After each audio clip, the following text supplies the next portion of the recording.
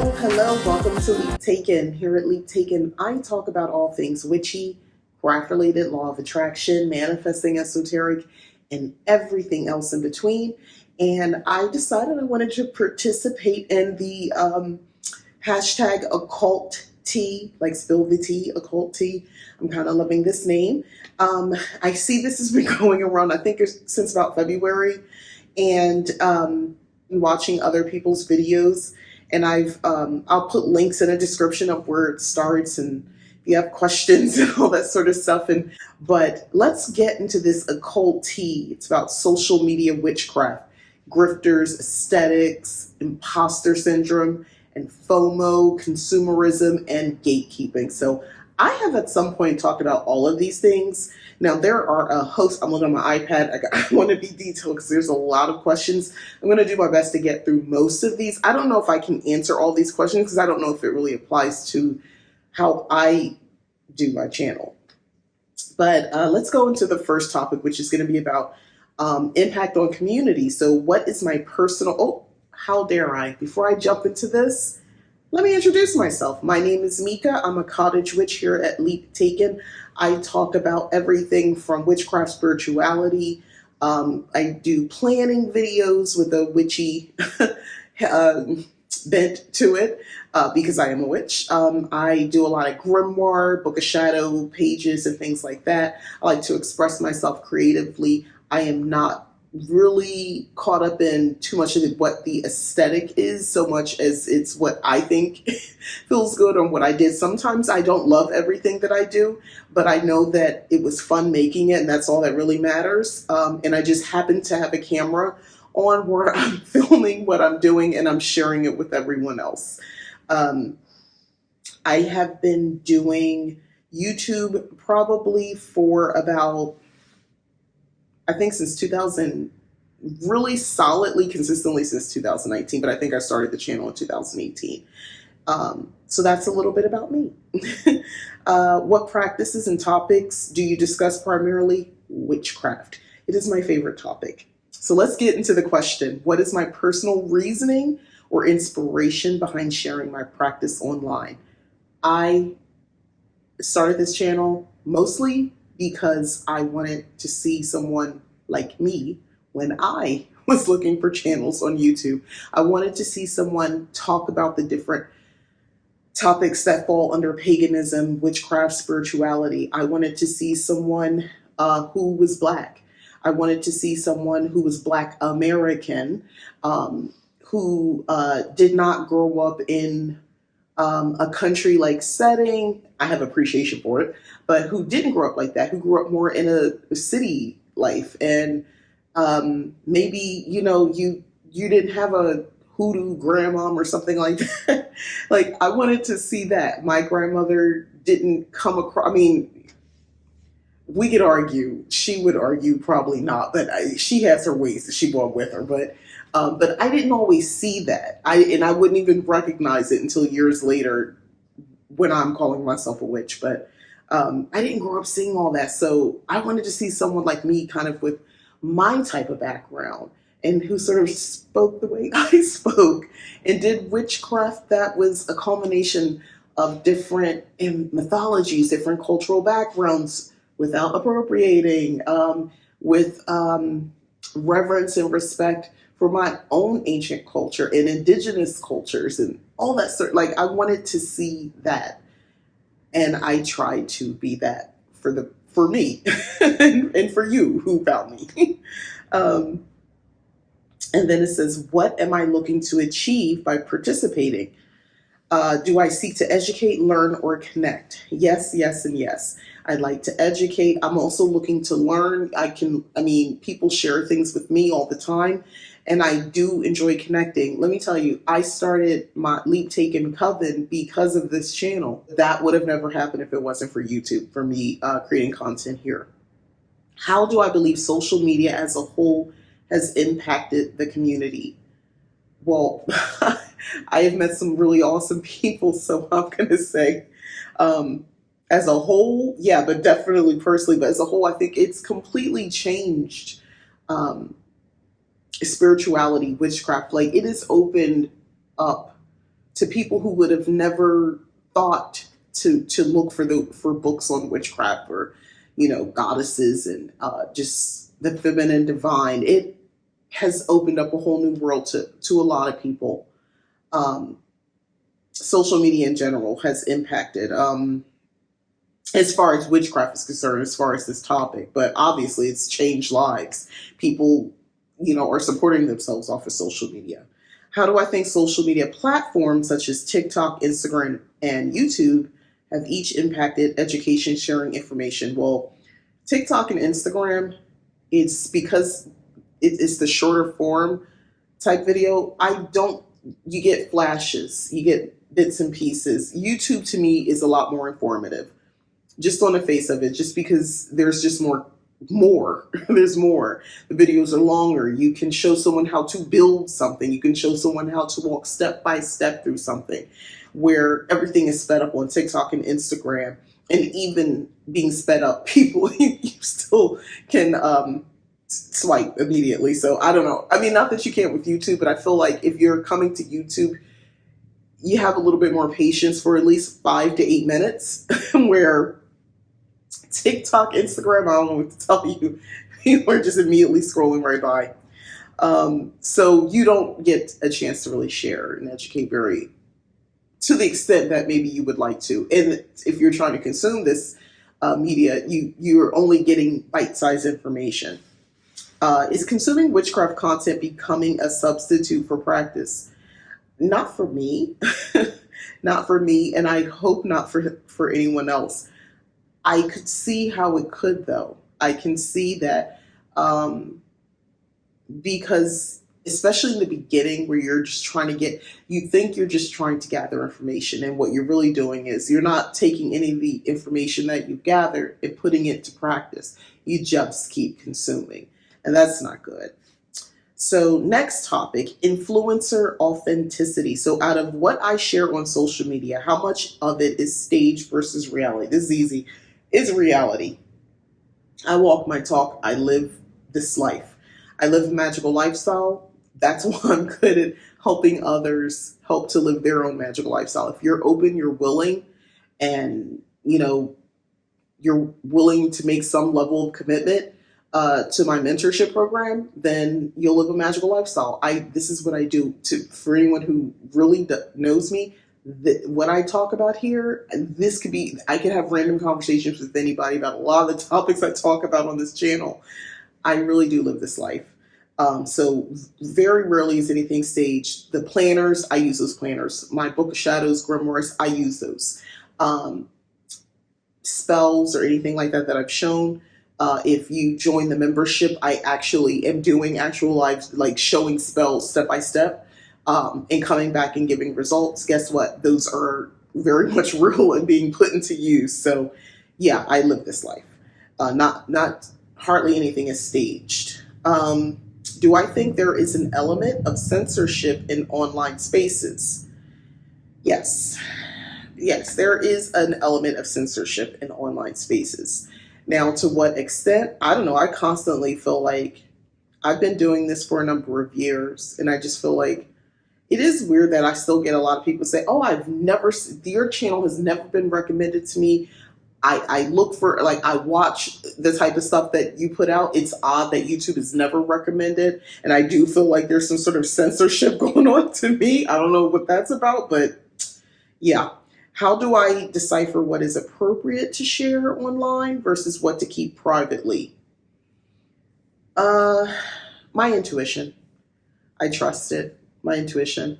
I recently, I know I spent a day planting some seeds for some herbs in an indoor windowsill herb garden. I've shared a video in the past about that, and I did it again. I was telling a friend about it, and they was like, oh, did you film that so you could share it? And I said, oh, no, not this time. I shared it once. And I've had other videos where, and I'll do more where I'm planting seeds and showing you how to put your intentions, and as the seed grows into an herb, the actual plant, so does, what your intent was, it grows as well. These are good for like healing and money and even protection. And then now you have this herb that has been infused with your intent, and you can take it a step further and use it in spells. Um, I chose not to share it because it was private. It was a day of just, I was basically in my cottage witch element. I had did a lot of things and I had spent hours just doing gardening and things like that. And it was actually healing for me and therapeutic and just rejuvenating. I was sort of recharged. I felt like I was having this very private moment with the soil, the plant energy, the herbs themselves. So I didn't want to share that because that was just for me, right? So intuitively, I knew I was in the moment. I didn't want to add an element of having to change the camera and change, and make sure I have the right light and all that sort of stuff and look presentable. I didn't want to do all that. I just wanted to be in the moment. So I listened to my intuition. That's how I decipher. Have I ever encountered or heard of grifters in our community?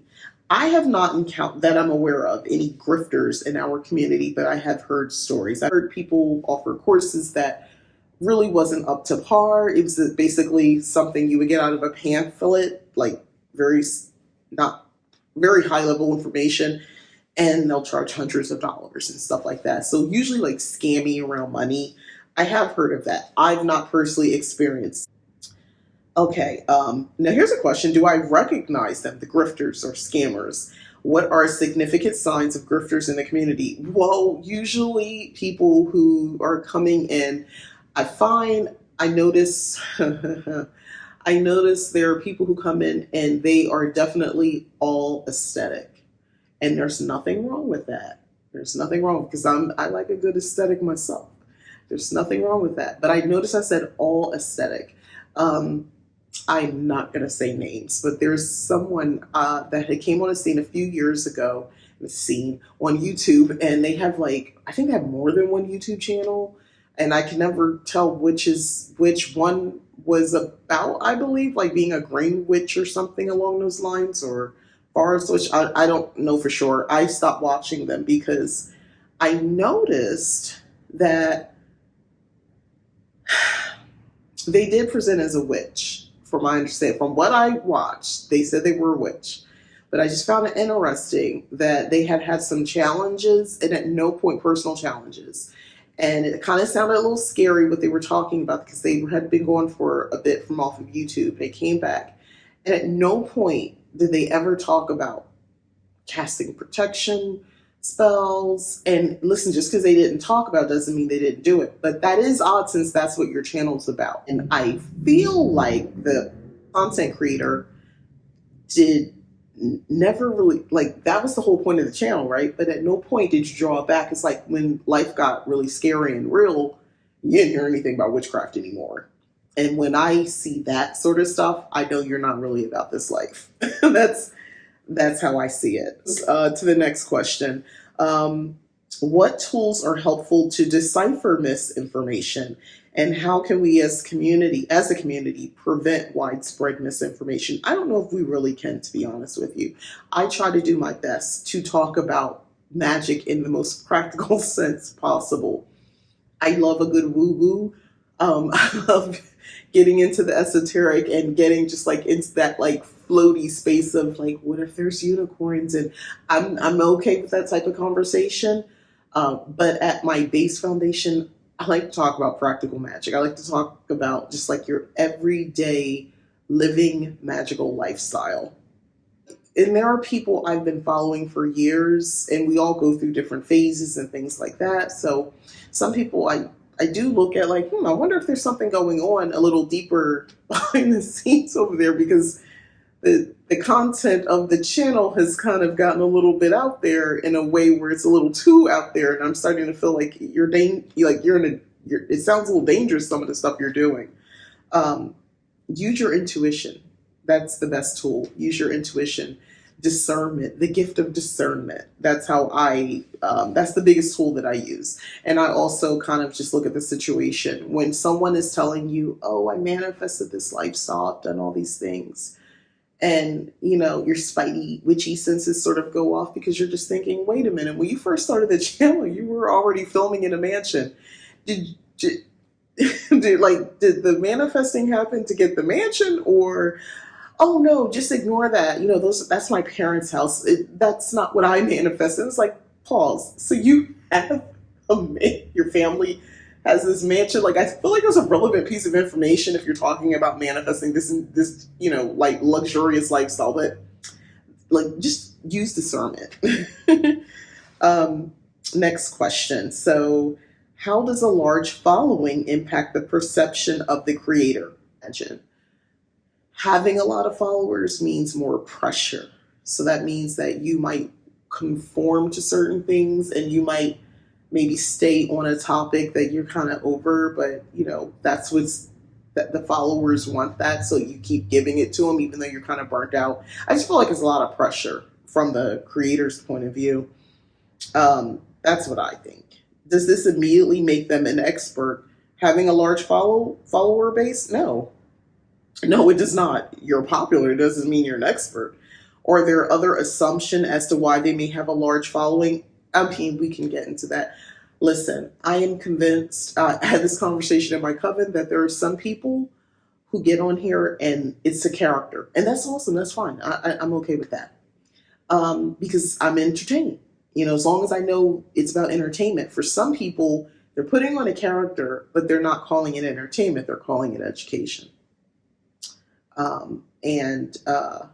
Yeah, that's where it gets a little tricky for me.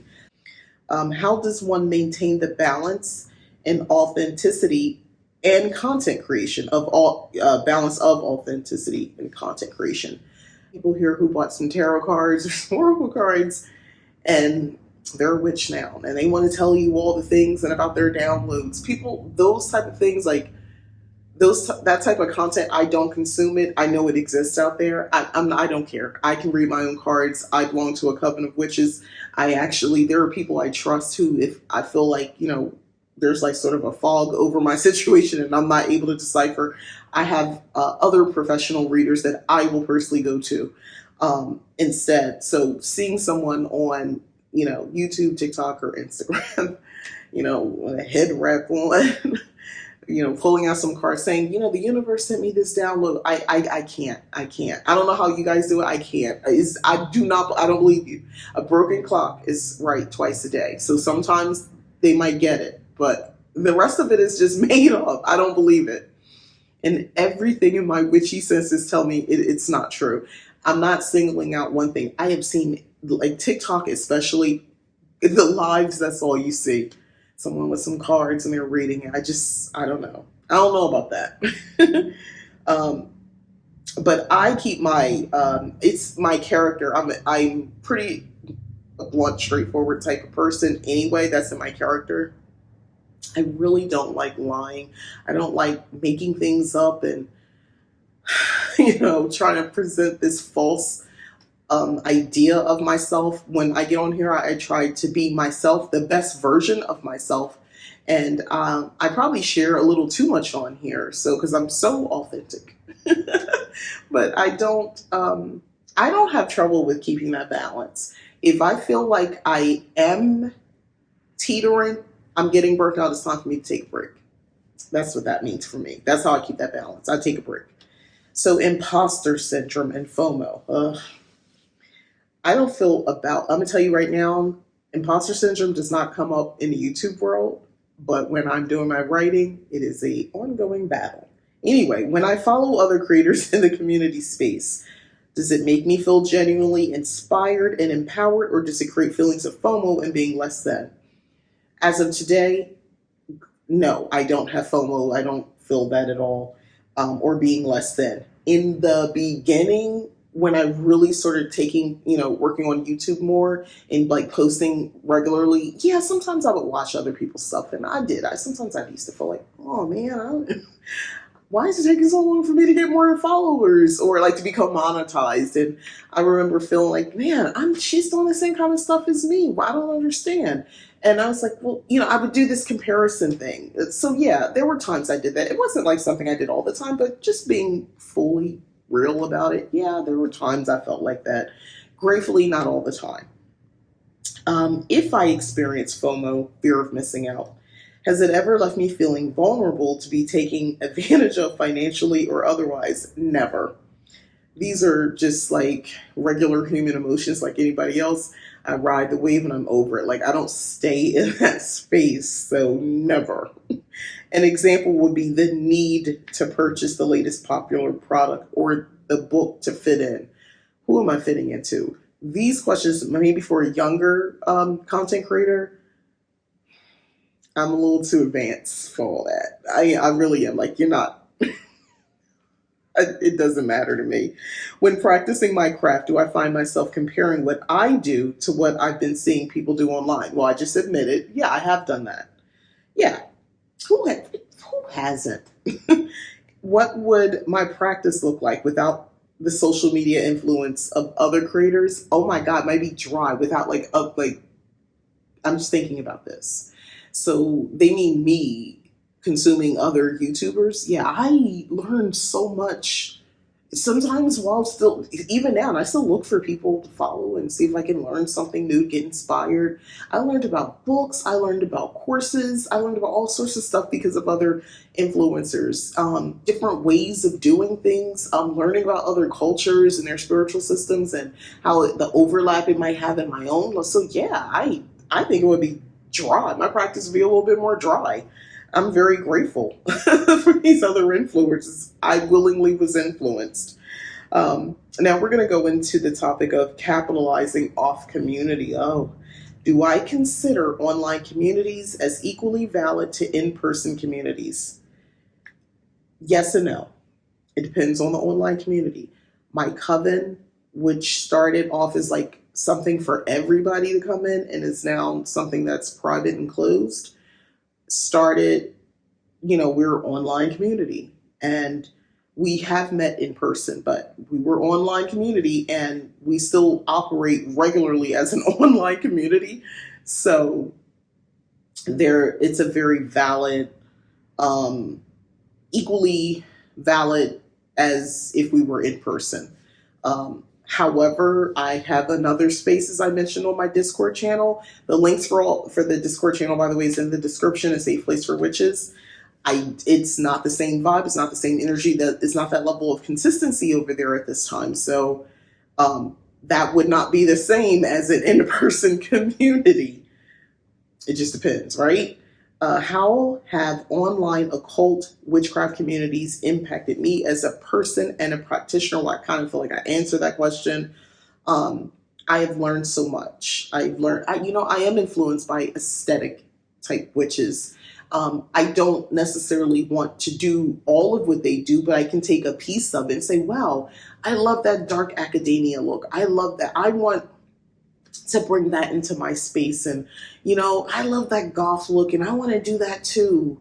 Yeah, I'd like to see more of myself in that. That's a great self-expression for me and where I'm at this point in my life. So that's how I see it. So yeah, I feel like I've been impacted a lot, just like everybody else. I don't see these as a negative. I just see these as a great opportunity. In the same way people talk about traveling and going to different places, except I don't have to leave my home. I'm just watching through a screen, but it doesn't make it less valid in how I feel about it. I'm still learning and I'm appreciating something maybe I didn't realize was possible for me. What are some of the dangers of the current phenomenon of capitalizing off the witchcraft community? Getting scammed, that's the biggest danger. Getting scammed. The bait and switch, you thinking you're getting something else and you're not. There's people who are desperate, especially money, anything around money, love. Oh my gosh. People can be very desperate. And you have people out there willing to kind of get you. And have I been personally affected by this, or have I witnessed someone else be affected? I've never been personally affected by this, gratefully, because I have the gift of discernment. And have I witnessed someone else? I have it secondhand, kind of after the fact. Yeah, I've heard about this. Should there be a paywalled community? Should there be paywalled communities in online courses? I mean, yeah, Yes, I don't see why there shouldn't be. Yeah, there should be. Why not? How does one ensure the authenticity of courses, workshops, memberships, etc., as a financial investment? Um, well, a lot of times you kind of just have to take a chance and join the membership, take the course, get into the workshop, and you can see if you're in. And hopefully someone has been upfront about what it entails. That's what I look for. I look for a course description. I look to see, okay, if I can reach out and message you. I encourage people to do that to me. If you're curious about any of my services, my mentorship program, and that's the larger price item. So if you have questions first, I'm perfectly fine with answering questions. I think it's good if you can contact someone and ask questions before you sign up for whatever, a workshop, course, or whatever.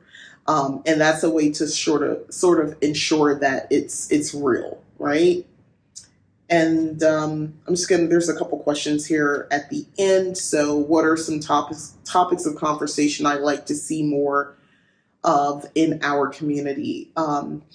Honestly, I like seeing more everyday witchcraft, living a magical lifestyle, cottage witchery specifically, what that all entails, the practical magic piece. I'd like to see more of that.